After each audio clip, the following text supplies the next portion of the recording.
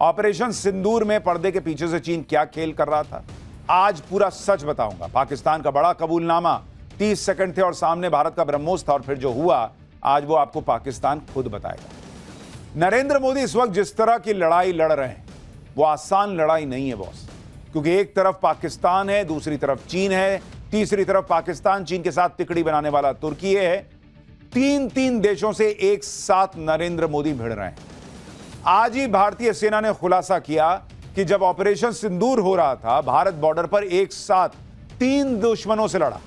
तो अगर आप सोच रहे हैं कि भारत ने सिर्फ पाकिस्तान को ठोका, नहीं बॉस, भारत ने चीन और तुर्की को भी ठोका। चीन न सिर्फ पाकिस्तान को हथियार दे रहा था, बल्कि लाइव अपडेट दे रहा था कि भारत कैसे कैसे पाकिस्तान को ठोकने वाला है। अपने सैटेलाइट का इस्तेमाल करके लाइव जानकारी चीन दे रहा था। यानी अगली बार हमें इसके लिए भी तैयार रहना होगा कि युद्ध सिर्फ पाकिस्तान से नहीं होगा, युद्ध पाकिस्तान, चीन, तुर्की तीनों से एक साथ होता है। और हमें कूटनीतिक लड़ाई के लिए भी तैयार रहना होगा, क्योंकि भारत ने देख लिया कि बड़े बड़े देशों ने क्या खेल किया है। ये बड़े बड़े देश 11 साल से इसी तनाव में है कि भारत का दुनिया में इतना क्रेज कैसे बढ़ गया, भारत की इकोनॉमी गिर क्यों नहीं रही। ये कभी नहीं चाहते कि भारत का प्रभाव दुनिया में इस तरह बढ़ता चला जाए। इसलिए आप देखिए कि नरेंद्र मोदी इस बार इतने लंबे विदेश दौरे पर निकले हैं, जितना लंबा विदेश दौरा उन्होंने 11 साल में कभी नहीं किया। जिस भी देश नरेंद्र मोदी जा रहे हैं उसकी अपनी अहमियत है। ये वो देश हैं जो भारत को बहुत मानते हैं, चाहे वो घाना हो या फिर त्रिनिदाद एंड टोबैगो, जहां पीएम मोदी आज मौजूद है। ये वो देश हैं जहां नरेंद्र मोदी को जबरदस्त सम्मान मिल रहा है, सनातन की ताकत दिख रही है। लेकिन आप देश की राजनीति का हाल देखिए कि एक तरफ पीएम मोदी को इस तरह से विदेशों में सम्मान मिल रहा है, एक साथ 3 मोर्चे पे उन्हें लड़ना पड़ता है पाकिस्तान, तुर्की और चीन से, और वहां एक तरफ नरेंद्र मोदी का जबरदस्त स्वागत हो रहा है, भारत का बढ़ता प्रभाव दिख रहा है। वहीं दूसरी तरफ देश में कांग्रेस इसी बात से परेशान है कि पीएम विदेश क्यों गए। कांग्रेस मजाक उड़ाने में जुटी है कि प्रधानमंत्री नरेंद्र मोदी ने तो लिस्ट बनाई है कि कौन कौन से देश में गए हैं, कौन कौन से देश में नहीं गए हैं, और लिस्ट को लागू करने के लिए नरेंद्र मोदी निकल पड़े। जिस देश में कोई 50 साल से नहीं गया वहां जा रहे हैं। अरे तो क्यों नहीं गए आप? आपको बोला था किसी ने नहीं जाने के लिए? आप 50 साल नहीं जाइएगा, दूसरा आदमी छोड़े रहेगा कि हाँ वहां से रिश्ता ही खत्म कर लो। लेकिन बॉस, ये मजाक की बात नहीं है, सही में समझिए इसको। डिप्लोमेसी ऐसे नहीं होती है। ऑपरेशन सिंदूर के बाद पाकिस्तान तो उन देशों तक पहुंच रहा है जहां से उसे लाते पड़ती। नरेंद्र मोदी ने इसी के काउंटर में विदेशों में डेलीगेशन भेजे। अब खुद कूटनीतिक मोर्चे पर पीएम मोदी उतरे हुए। पहले साइप्रस गए जहां पाकिस्तान के दोस्त टर्की को निपटाया, फिर G7 गए जहां बड़े बड़े देशों को खूब सुना कर आए, ट्रंप के मुंह पर ट्रंप को सुनाया, फिर चीन में अपनी टीम भेजकर चीन के सामने पाकिस्तान को लपेट दिया, और अब विदेश दौरे पर पीएम जहां जहां जा रहे हैं उनका अपना कूटनीतिक महत्व है चीन की घेराबंदी को लेकर। इसके अलावा जिन देशों में पीएम मोदी गए हैं वो कब से इंतजार कर रहे थे कि कोई तो भारत का प्रधानमंत्री आए। ये सब देश भारत का इतना सम्मान करते हैं कि एक बार कोई पहुंच जाए तो उनके लिए बहुत बड़ी बात होती है। घाना के बाद त्रिनिदाद एंड टोबैगो की यात्रा पर पहुंचे पीएम मोदी के स्वागत की एक झलक देखिए। फिर आपको बताऊंगा कि ऑपरेशन सिंदूर पर क्या नए खुलासे हुए हैं, चीन कैसे पर्दे के पीछे बहुत बड़ा खेल कर रहा था ऑपरेशन सिंदूर में, आज आपको वो भी दिखाऊंगा। लेकिन पहले ट्रेलर देखिए।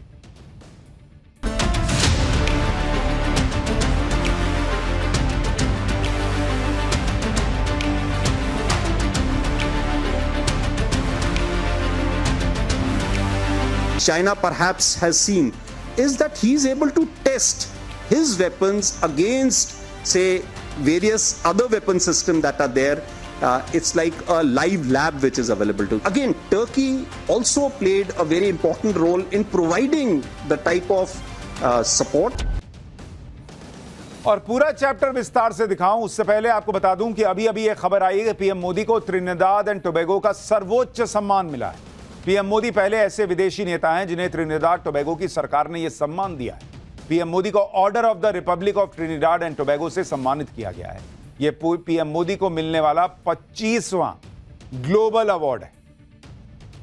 घाना के बाद पीएम मोदी कैरेबियाई देश त्रिनिदाद एंड टोबैगो पहुंचे।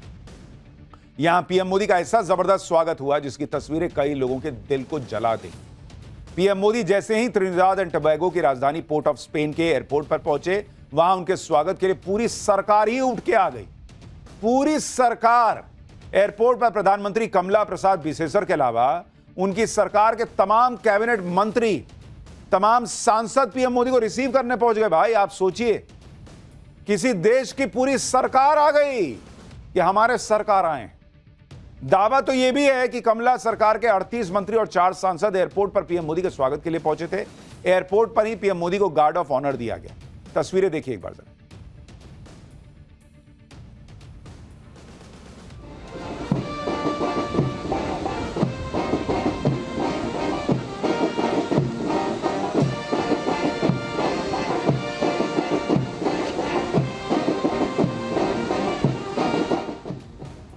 त्रिनिदाद एंड टोबैगो वो देश है जहां प्रधानमंत्री से लेकर राष्ट्रपति तक सब भारतीय मूल के हैं। यहां 45% आबादी भारतीय मूल की है। सोचिए, यहां कोई जा ही नहीं रहा था इतने साल से। सोचिए, वहां की प्रधानमंत्री भी साड़ी पहनकर एयरपोर्ट पर आई थी। एयरपोर्ट पर पीएम मोदी के स्वागत में जो भीड़ जुटी थी, उसमें सनातन संस्कृति की झलक दिखी। पीएम मोदी के स्वागत में भगवान शिव, भगवान राम और रामायण के अन्य पात्रों का भेष धारण करके भक्त वहां मौजूद थे। देखिए आप तस्वीरें। ऐसा देश जहां की पूरी सरकार आपके स्वागत के लिए खड़ी हो जाए, जहां आपको सनातन की ताकत दिख रही हो, उस देश में कोई भारत का प्रधानमंत्री सालों साल नहीं गया। और अब मोदी जा रहे हैं तो राहुल गांधी एंड टीम करेगा, वहां जाते हैं जहां कोई नहीं जाता। पीएम मोदी ने सभी से बहुत स्नेह से मुलाकात भी की। जरा आप तस्वीरें देखिए।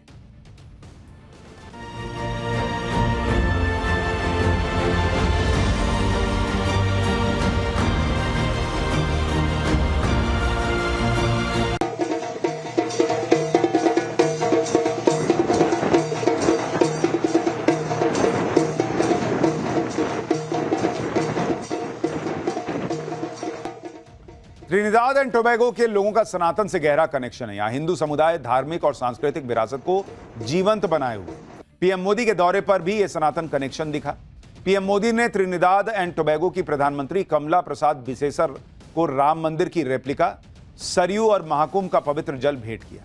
पीएम मोदी ने कहा कि यह भेंट भारत और त्रिनिदाद टोबैगो के बीच गहरे सांस्कृतिक और आध्यात्मिक संबंधों का प्रतीक भी है। सिर्फ 15 लाख आबादी वाले इस देश में 26 साल बाद किसी भारतीय प्रधानमंत्री ने कदम रखा।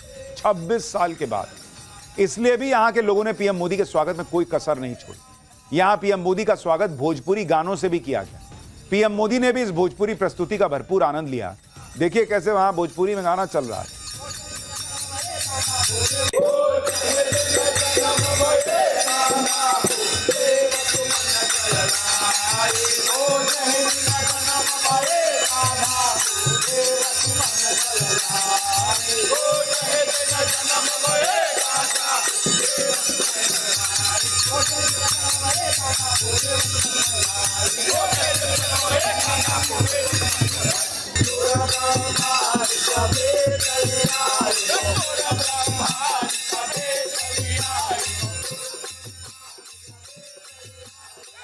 त्रिनिदाद एंड टोबैगो का बिहार से भी गहरा कनेक्शन है। यहां की प्रधानमंत्री कमला प्रसाद बिसेसर का परिवार बिहार से ही यहां पहुंचा था। वो आज भी अपनी जड़ों से जुड़ी हुई हैं।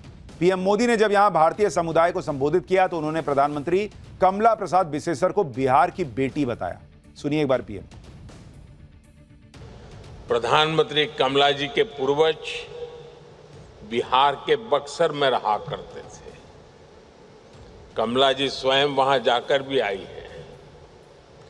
लोग इन्हें बिहार की बेटी मानते हैं।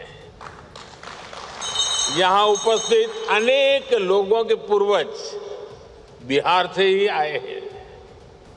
बिहार की विरासत भारत के साथ ही दुनिया का भी गौरव है। त्रिनिदाद टोबैगो में पीएम मोदी का देसी अंदाज में खूब सादर सत्कार हुआ। उनके सम्मान में जो डिनर दिया गया उसमें भी पीएम मोदी को हरे सुहारी के पत्तों पर खाना परोसा गया, जो इंडो कैरेबियन संस्कृति का एक जीवंत प्रतीक है। देख रहे हैं आप, वो पत्ते पर पीएम मोदी को खाना परोसा गया वहां पर। बाद में पीएम मोदी ने सोशल मीडिया पर इसकी तस्वीरों को साझा करते हुए कहा कि त्रिनिदाद के भारतीय मूल के लोगों के लिए सुहारी के पत्ते का महान सांस्कृतिक महत्व है, जो उनकी समृद्ध विरासत को दिखाता है। प्रधानमंत्री के तौर पर तो यह नरेंद्र मोदी की पहली त्रिनिदाद टोबैगो की यात्रा है, लेकिन इस धरती से नरेंद्र मोदी का पुराना कनेक्शन है। 25 साल पहले साल 2000 में नरेंद्र मोदी बीजेपी नेता के तौर पर वहां गए थे। अगस्त 2000 में नरेंद्र मोदी ने वहां विश्व हिंदू सम्मेलन में हिस्सा लिया। उस सम्मेलन में नरेंद्र मोदी ने हिंदुत्व पर जोरदार भाषण दिया था। दावा है कि नरेंद्र मोदी का भाषण सुनकर उस वक्त सम्मेलन में मौजूद विश्व हिंदू परिषद से जुड़े रहे अशोक सिंघल ने नरेंद्र मोदी को संघ का शेर कहा था। ये उस दौर की तस्वीर आपको दिखा रहा हूं। उस दौरे में नरेंद्र मोदी एमएल मित्तल नाम के उद्योगपति के यहां ठहरे थे। एमएल मित्तल ने उस दौरे को याद करते हुए नरेंद्र मोदी के लिए जो बताया उसे आप सुनेंगे तो हैरान रह जाए। त्रिनिदाद टोबैगो में हम साथ में थे, हमारे ही मकान में वो ठहरे हुए थे। बोले भी नरेंद्र जी आपके लिए होटल में बुक करा दूं, क्यों? उनसे चारों बड़े लीडर थे। बोले क्यों? हमारे यहाँ तो या मेरे रूम में सो जाओ। तो देखिए घूम फिर करके जो प्रेस करने का एक छोटा सा रूम कमरा था, न टॉयलेट न बाथरूम न एयर कंडीशन। बोलो मेरे लिए तो सूटेबल यही है, क्यों?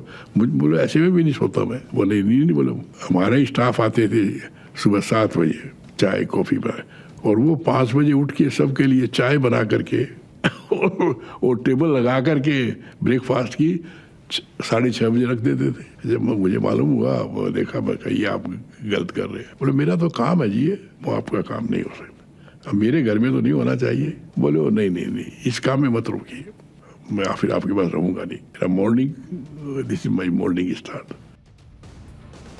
यानी नरेंद्र मोदी का स्वभाव शुरू से ऐसे ही रहा। बड़े बिजनेसमैन के यहां दोस्ती यारी में रुक भी गए तो वहां सबसे छोटे कमरे में जाकर रुके, और सुबह खुद उठकर सबके लिए चाय वाय बनाकर सबको पिला रहे कि भाई रहूंगा तो इसी तरीके से रहूंगा, एहसान नहीं चाहिए कोई। इधर विदेश में पीएम मोदी का डंका बज रहा है, उधर पीएम मोदी को मिले सम्मान से कांग्रेस इतना परेशान है कि वो अब अजीब अजीब बातें करने लगी। आप कांग्रेस नेता पवन खेड़ा को सुनिए, फिर बताऊंगा पीएम मोदी पर सवाल उठाकर अक्सर ये कैसे खुद ही फंस जाते हैं। मुझे लगता है 2012 से 14 इन्होंने सिर्फ यही काम किया, लिस्ट बनाई कि कौन कौन से प्रधानमंत्री किस किस देश गए और किस किस देश नहीं गए, फिर उस लिस्ट पे अमल करने निकले हैं। पिछले 11 साल से खबर आती है मास्टर स्ट्रोक, प्रधानमंत्री ऐसे देश गए जहां 50 साल से कोई नहीं गया। अरे साहब, और वहां जाकर फिर एक और खबर आती है, बड़ा ऑनर मिल गया साहब उनको। देश को ऑनर मिलता है, और इस देश को ऑनर इसलिए मिलता है क्योंकि पिछले 70-75 साल में इस देश ने अपने संबंध सबसे इतने अच्छे किए कि आज मोदी जी जो सोचते हैं कि उनको ऑनर मिल रहा है, ये उनको नहीं मिलता है, ये अवार्ड देश को मिल रहा होता है। इसलिए इन्हें ये समझ लेना चाहिए, Modi is not the country. ये कह रहे हैं कि पिछले 75 साल में इतने अच्छे संबंध इस देश ने बनाए कि आज जाके नरेंद्र मोदी को मिल रहा है। आप सोचिए, इन लोगों का लॉजिक सुन के ना, लॉजिक भी धरती खोद के नीचे घुस जाता है। खुद 50-50 साल कहीं गए नहीं, 25 साल कहीं गए नहीं, तो कौन सा संबंध बना रहे थे? व्हाट्सएप भेज के सुबह सुबह गुड मॉर्निंग वाला, तब तो व्हाट्सएप भी नहीं होता था। खुद कहीं गए नहीं, 75 साल में क्या संबंध बनाए वो तो समझ उसी से आ रहा है कि 50-50 साल कहीं नहीं गए। और इनके ऐसे संबंध बने कि इंदिरा गांधी को, नेहरू को, राजीव गांधी को सम्मान नहीं दिया गया। लोगों ने कहा कि नहीं, आप तो अच्छे संबंध बना रहे हैं, मोदी आएंगे तब सम्मान देंगे, आपको नहीं देंगे, आप तो अच्छे संबंध बना रहे हैं। क्या ही है। आप देखिए, पीएम मोदी पर इस तरह के हमले करते हुए कांग्रेस खुद फंस जाती है। जैसे पवन खेड़ा कह रहे कि नरेंद्र मोदी ने प्रधानमंत्री बनने से पहले ही 2012 से 2014 में उन देशों की लिस्ट बना ली थी जहां कोई पीएम नहीं गया। यानी नरेंद्र मोदी चुनाव से पहले ही अपनी जीत को लेकर कॉन्फिडेंट थे, और उन्हें पता था कि जिस तरह से यूपीए सरकार चला रही है, कांग्रेस सत्ता में वापस नहीं आने वाली, और उन्हें इतना समय मिलेगा कि वो सारे देशों का दौरा कर पाएंगे। दूसरी बात, पवन खेड़ा जिस बात पर आपत्ति जता रहे हैं उसमें तो नरेंद्र मोदी की तारीफ करनी चाहिए कि वो उन देशों में जा रहे हैं जहां कोई प्रधानमंत्री लंबे समय से गया ही नहीं। ऐसा करते तो पीएम मोदी दूसरे देशों से संबंधों को बेहतर ही कर रहे हैं ना बॉस। तीसरी बात, कांग्रेस इशारों में यह कह रही है कि उन्होंने 70 साल में जो विदेश नीति चलाई, उसी वजह से पीएम मोदी को आज दूसरे देशों से अवार्ड मिल रहा है। लेकिन कमाल की बात यह है कि पीएम मोदी को तो 24 सर्वोच्च सम्मान मिल चुके हैं, उसमें बड़े और छोटे देश सब शामिल हैं, जबकि कांग्रेस के प्रधानमंत्री को 2 से ज्यादा सर्वोच्च सम्मान मिला ही नहीं। तो ऐसा कौन सा संबंध बना रहे थे कि कोई अवार्ड नहीं देता था, सब मोदी जी के बचाव के लिए रखे हुए थे? कांग्रेस अपनी ही बातों में फंस जाती है क्योंकि उसका कोई लॉजिक नहीं होता। बस मोदी का विरोध करना है तो कर दिया। कांग्रेस को कोई मतलब नहीं होता कि उनकी छीछा इधर हो जाएगी, बस मोदी को टारगेट कर दो, कुछ भी अंट शंट बोल देना, नरेंद्र सरेंडर जैसा नैरेटिव बना दो। कांग्रेस नरेंद्र मोदी के विदेश दौरे को लेकर जो बात कह रही है वो बहुत ही हल्की बात है, क्योंकि प्रधानमंत्री का कोई भी दौरा हो, प्रधानमंत्री कहीं भी जाएं, वो सब रणनीति के तहत होता है। जैसे आप देखिए कि प्रधानमंत्री ने ऑपरेशन सिंदूर के बाद विदेशों में डेलीगेशन भेजे, इससे पाकिस्तान को एक्सपोज किया। इसके बाद पाकिस्तान के दोस्तों का हिसाब किया, मोदी ने साइप्रस जाकर पाक के दोस्त तुर्की को निपटाया। उसके बाद अब प्रधानमंत्री का जो दौरा चल रहा है उससे चीन को निपटाया जा रहा है, चीन की घेराबंदी की जा रही है। यह दौरा इसलिए जरूरी था क्योंकि हमारा असली दुश्मन चीन ही है। ऑपरेशन सिंदूर में भी चीन का ही खेल था, पाकिस्तान को आगे करके चीन अपना खेल कर रहा था। आज ये बात भारतीय सेना ने खुल्लम खुल्ला बता दी है। ऑपरेशन सिंदूर को लेकर सेना ने जो खुलासा किया आपको सुनना चाहिए। पहला खुलासा, युद्ध में पाकिस्तान अकेला नहीं था, चीन और तुर्की उसको लगातार सपोर्ट दे रहे थे। दूसरा खुलासा, पाकिस्तान फ्रंट फेस था, पर्दे के पीछे से चीन उसकी मदद कर रहा था। तीसरा खुलासा, हर कदम पर चीन पाकिस्तान को खुफिया जानकारी दे रहा था। चौथा खुलासा, चीन भारत से सीधा भिड़ने से बच रहा था, उसने पाकिस्तान को मोहरा बनाया। पांचवा खुलासा, ऑपरेशन सिंदूर के जरिए चीन अपने हथियारों की लाइव टेस्टिंग कर रहा था। आप deputy chief of army staff lieutenant general Rahul R Singh को सुनिए, उन्होंने ऑपरेशन सिंदूर को लेकर और क्या क्या कहा है, पहले एक बार सुनिए फिर उसको विस्तार से बताता हूं। Firstly, one border, two adversaries. So we saw Pakistan one side, but adversaries were two, and if I would say actually four or three actually. So Pakistan was the front face.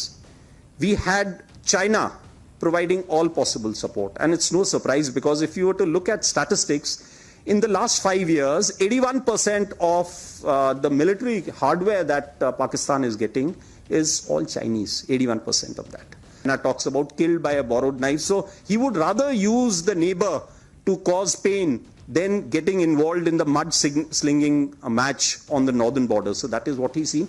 And another thing that China perhaps has seen is that he's able to test his weapons against, say, various other weapon systems that are there.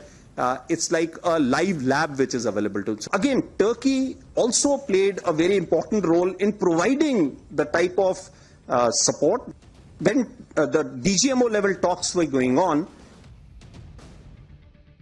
भाई अभी तक ये बात तो सबको पता थी कि इस युद्ध में पाकिस्तान चीन के हथियारों का इस्तेमाल कर रहा था, तुर्की के हथियारों का इस्तेमाल कर रहा था। लेकिन अब इससे भी आगे का खुलासा हुआ है। चीन और तुर्की का पाकिस्तान को सपोर्ट सिर्फ हथियारों तक सीमित नहीं था, बल्कि यह सपोर्ट एक कदम आगे था, या यूं कहें कि पाकिस्तान के साथ कुछ हद तक तुर्की और काफी हद तक चीन भी भारत से लड़ रहा था। यानी भारत ने ऑपरेशन सिंदूर में सिर्फ पाकिस्तान को नहीं ठोका, बल्कि छिपते छिपाते पाकिस्तान को सपोर्ट करने वाले चीन और तुर्की को भी इस युद्ध में धूल चटा दी। Deputy chief of army staff lieutenant general Rahul R Singh ने बताया कि पाकिस्तान को चीन से लाइव इनपुट मिल रहे थे। सुनिए एक बार। when the DGMO level talks were going on, Pakistan actually was mentioning that we know that your such and such important sort of vector is primed and it is ready for action. I would request you to perhaps, pull it back. So he was getting live inputs as far as from China. So that is one place we really need to move fast. भाई China के सैकड़ों जो हैं वो satellite हैं, और वहां से वो जो है ना वो एक एक चीज देख के पाकिस्तान को बता रहा था, और पाकिस्तान कह रहा था कि देखिए हमको पता है आप हमको इससे मारने वाले हैं, हमको मारने वाले हैं, ऐसा मत कीजिए, हम ऑलरेडी मरे हुए हैं। चीन लाइव अपडेट दे रहा था। सोचिए आप, तुर्की सपोर्ट जो कर रहा था कर रहा, उसके बावजूद भारत ने पाकिस्तान को ऐसा ठोका कि पाकिस्तान घुटनों पर आ गया। 3 देशों के हथियार और सपोर्ट भी भारत का कुछ नहीं बिगाड़ पाए। भारत के हथियारों के सामने चीन ने अपनी मिसाइल को कबाड़ होते देखा। यही वजह है कि जो पाकिस्तान भारत से 48 घंटे लड़ने का प्लान बना रहा था, वो 3 से 4 घंटे में सीज फायर के लिए गिड़गिड़ाने लगा। आज सेना ने फिर से यह बताया कि पाकिस्तान के गुहार लगाने पर ही युद्ध रुका। तो जो लोग ट्रंप का फोन आने पर सरेंडर वाली थ्योरी बेच रहे थे, वो आज फिर एक्सपोज हो गए। इतना ही नहीं, जो लोग ये सवाल उठा रहे थे कि भारत ने सीज फायर क्यों किया, उस पर भी सेना ने बड़े अधिकारी ने कहा कि सीज फायर का समझौता करना एक मास्टर स्ट्रोक था। भारत ने एकदम सही समय पर सीज फायर का समझौता किया, और उसकी वजह यह है कि भारत ऑपरेशन सिंदूर के दौरान तय किए गए मकसद को पूरा कर चुका था। यही नहीं, deputy chief of army staff lieutenant general Rahul R Singh ने प्रधानमंत्री मोदी की लीडरशिप की तारीफ की। Defining thing was that leadership, the strategic messaging by leadership was unambiguous. You cross our red lines and there would be action, there would be punitive action if required. There is no scope of absorbing the pain the way we did a few years ago. So that is one important message that stands out loud and clear. Deputy chief of army staff ने जो खुलासा किया, उसके बाद तो operation सिंदूर में cease fire को लेकर कोई कंफ्यूजन रहना भी नहीं चाहिए। खुद सेना ने बता दिया कि पाकिस्तान ने रिक्वेस्ट की थी, लेकिन नरेंद्र सरेंडर वाली कांग्रेस ने सेना की इस बात को इग्नोर कर दिया और यह बात पकड़ ली कि चीन और पाकिस्तान की भयंकर जुगलबंदी है। कांग्रेस ने संसद में चीन पाकिस्तान के मुद्दे पर चर्चा की मांग की है। सुनिए कांग्रेस नेता जयराम रमेश को। ये साबित हो गया है कि हम पाकिस्तान वायुसेना से जंग नहीं था, ये चीन के साथ था। और चीन और पाकिस्तान, चीन ने तो पूरा कब्जा कर लिया है पाकिस्तानी वायुसेना पर। तो इसीलिए हम भारतीय राष्ट्रीय कांग्रेस, इंडियन नेशनल कांग्रेस बार बार ये मांग कर रही है कि इस पर पार्लियामेंट पर चर्चा होनी चाहिए। 5 साल से हम मांग कर रहे हैं। भाई इसमें तो तारीफ होनी चाहिए। आप कह रहे हैं चीन ने पाकिस्तान पे कब्जा किया हुआ है और पाकिस्तान को आप ठोक रहे हैं, इसका मतलब चीन को मार रहे हैं। और दूसरी तरफ राहुल गांधी कहते हैं कि नरेंद्र मोदी के मुंह से चीन नहीं निकलता। तो अगर चीन नहीं निकलता तो चीन को मारे कैसे? सबको पता, भाई भारत को पता था ना कि चीन सपोर्ट कर रहा है, उसके बाद बावजूद भारत मार रहा था ना। उसको पता था ना भारत को कि मार रहा हूं पाकिस्तान को, लेकिन लगेगा चीन को, तो मार रहा था ना। तो फिर क्या ये बात कहना कि भाई नरेंद्र मोदी के मुंह से चीन नहीं निकलता? अरे मुंह से क्या चीन निकालना, जब चीन के मुंह से जो है बाप बाप होते हुए सुन रहे हैं आप। कांग्रेस हर बात का क्रेडिट राहुल गांधी को देने के लाइन में लग जाती है। इसलिए अब सेना के खुलासे पर यह माहौल बना रही कि राहुल गांधी ने तो पहले ही चीन पाकिस्तान पर आगाह किया, जैसे दुनिया को पता नहीं कि चीन और पाकिस्तान का क्या खेल चल रहा है, वहां क्या बॉर्डर रोड इनिशिएटिव चल रहा है, किसी को नहीं पता है क्या? कांग्रेस यह दिखा रही है कि राहुल गांधी को विदेश नीति की बहुत समझ है, लेकिन यही राहुल गांधी नरेंद्र सरेंडर करके फंस जाती है। आप देखिए, एक तरफ राहुल गांधी माहौल बना रहे थे कि ट्रंप के फोन के बाद भारत ने सरेंडर किया, उधर पाकिस्तान ने फिर कबूल लिया कि भारत ने उसे ऐसा ठोका कि उसके पास सरेंडर के अलावा कोई चारा नहीं था, रास्ता नहीं था। पाकिस्तान के प्रधानमंत्री शहबाज शरीफ के सलाहकार राणा सनाउल्लाह ने कबूल किया है टीवी पर कि ऑपरेशन सिंदूर के दौरान जब भारत की ब्रह्मोस मिसाइल ने रावलपिंडी के नूर खान एयरबेस पर हमला किया तो उनकी सेनाओं को मात्र 30 से 45 सेकंड सोचने का समय मिला कि भाई कहीं ये न्यूक्लियर वेपन लेके तो भारत ने नहीं ठोक दिया, और इतने में ब्रह्मोस ने अपना काम कर दिया। ये भाई खुद बता रहे हैं कि 30 सेकंड में इनको तय करना था कि भारत ने ब्रह्मोस तो मार दिया। इनको पता था कि ये अभी फटेगा, लेकिन इनको यह तय करना था कि भाई ये फटेगा तो न्यूक्लियर बम के साथ तो नहीं फटने वाला है। और ये कह रहे हैं कि भाई अगर 30 सेकंड में अच्छा हुआ भारत ने न्यूक्लियर बम नहीं मारा, नहीं तो हम भी मारते तो क्या होता। अरे भाई जब फटता तुमको पता नहीं चल जाता कि न्यूक्लियर बम फटा है कि नहीं फटा है? 30 सेकंड में ही पता करना था।